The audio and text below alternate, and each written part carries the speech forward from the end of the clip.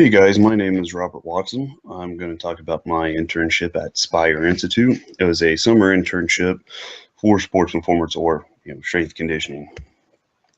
So a little quick background information. I'm from Southern Ohio. That's why I couldn't make it there.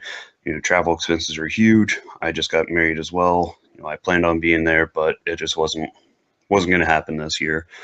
So Spire Institute is an Olympic training site in Geneva, Ohio, which is up by Cleveland, Ohio. So some of the stuff that I really liked about my time being there, I was challenged by the coaches constantly. Anytime an athlete, say, needed to progress or regress a movement, the coaches would always ask me, saying, "What did you see in that athlete? Did you see the same thing that we seen? What did you see that justified our changes?" So that was huge. They trusted me. They thought I was knowledgeable enough to see those, so they kept challenging me. Maybe stay on my toes and maybe pay attention to detail a lot more. I was trusted enough to get more responsibilities every week.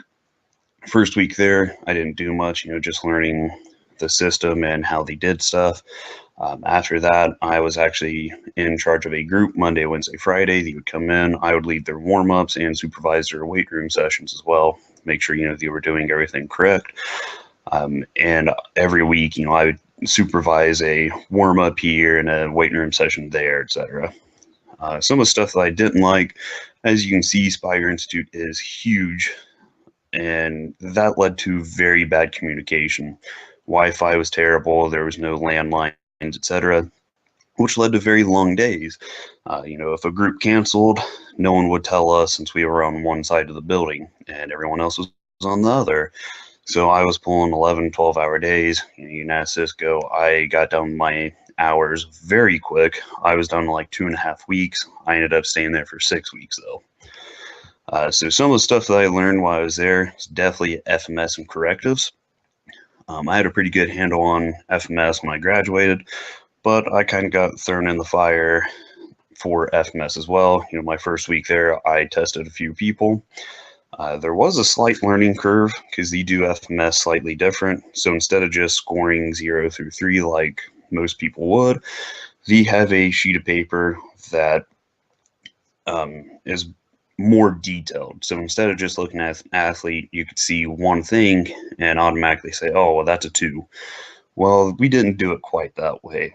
We would look at a more detailed approach and see what they did, what made them get that score and why, what they did right, what they did wrong. So it took a little more time, but in the long run, you can create a better athlete that way because we pay attention so much to detail. Definitely seen a lot of correctives. They have a big database on their computers that had thousands upon thousands of corrective exercises. So, I got to see a lot of those, and there's more out there than I could even possibly imagine. Something also cool that he had is he had a program on the computer that you would just type in whatever the results were for that test that you got on the paper, type it in the computer, and it would pop up bar graphs and a few corrective exercises and their scores 0 through 3 for the FMS. So you didn't technically have to score them. The computer would actually generate the score. So I definitely had to get comfortable with progression and regression as well. Over summer, there was a lot of youth sport camps. So we definitely had to regress a lot of movements, and we had to progress a few as well. Some of the athletes were 8 years old coming in, not having a clue what they were doing. So we had to regress some of the movements to the most simplest form, or we had to progress for some of those, really good athletes as well. And I had to learn to do that on the fly because the client and athlete was standing right there in front of you, and you had to make a decision right then and there instead of going home and thinking about it. So I also learned about periodization. I had a pretty good understanding about it when I graduated, but now I have a great understanding of it. We could talk about it for hours, but we obviously don't have that kind of time. I just learned a lot more of the science that goes through it, especially in long-term planning for athletic performance. And, I definitely like it, and I use it for myself and will definitely use it for my athletes as well. So this is a USA wrestling camp that I actually got to work.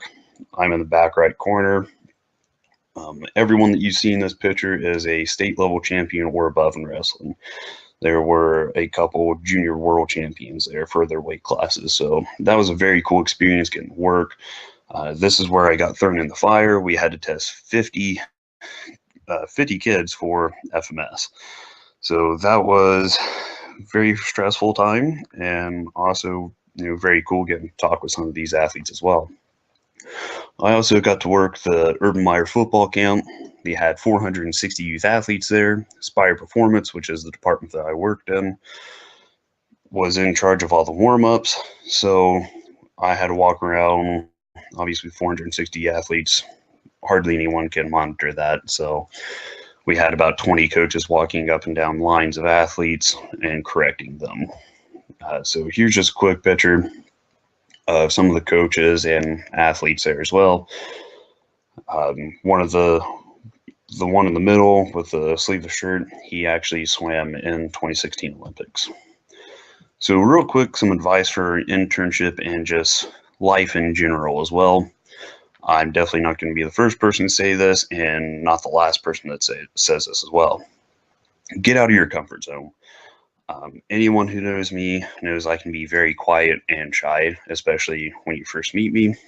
I definitely had to get out of that.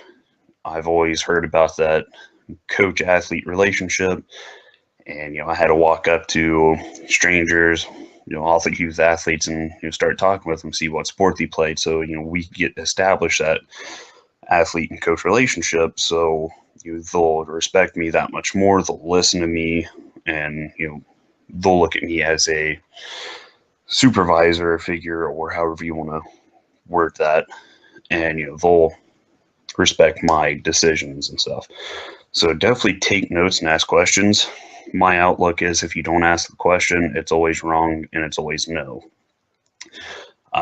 You're never going to learn the right answer if you don't ask questions, and that's just going to be detrimental to your career.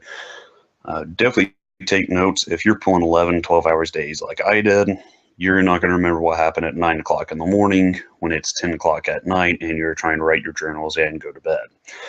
It's just not going to happen. Get experience as soon as you can. It's one thing learning what we do in college, but it's another thing actually applying that knowledge that we have. So if you get experience, go job shadow at a gym or whatever you want to get into. Do it as soon as you can. That's definitely going to help you with your knowledge as well, and going to be a lot easier getting a job after college as well. Don't look at a book like it's the only way to do something. FMS isn't the only way to do movement screening. If you're watching them do dynamic warm-ups, that's still a movement screening when you're watching them. Some cases there might be something that you see in while you do the dynamic warm-up that doesn't show up in FMS. So you constantly have to watch them. Everything's a movement screening. Watching them lift weights, obviously, as well. Also, take a breath. You guys are getting ready to graduate or graduate next semester as well. If I did it, you guys can. I was planning for a wedding my senior year of college. I was an athlete, trying to graduate, planning a wedding, and 2,500 miles away from home. So if I did all that, there's no reason you guys can't either. So just take a breath, relax, and get through it. So some of my future plans, get a master's degree. I'm hoping to attend the University of Tennessee, probably in the fall of 2018. I just got certified through the NSCA for my Certified Strength Conditioning Specialist. I also plan on getting FMS certified and USA weightlifting certification as well. So with all of that, ultimate goal is obviously getting a full-time job. I have a part-time job now, but I would like to get a full-time job as a strength conditioning coach or as a collegiate throws coach or track coach. So if you guys have any questions about life, classes, internship, whatever, feel free to email me at rowatson583@gmail.com. Thank you guys.